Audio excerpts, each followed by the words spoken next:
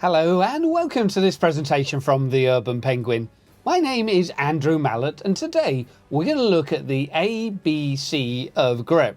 The after, the before and the context. Come on, let's see what we mean by this.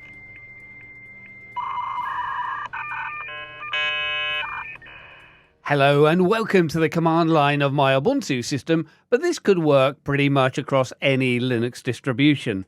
grep is a really useful tool to be able to return information from text files. Here, if we search for key file from our time server configuration, the chrony.conf, we're able then to go through and see that it has a value.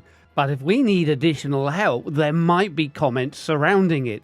So using the uppercase A and 3, we look for 3 lines after the match as well. In this case, after doesn't help us because it's showing you help or comments for the next key.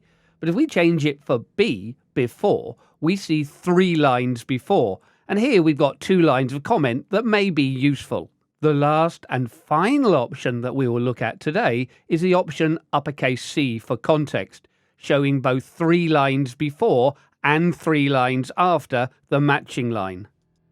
All that is left to say is thank you for watching. If you've enjoyed this, then you are probably sadder than I first thought. For more of this drivel, please subscribe, like and comment to @TheUrbanPenguin.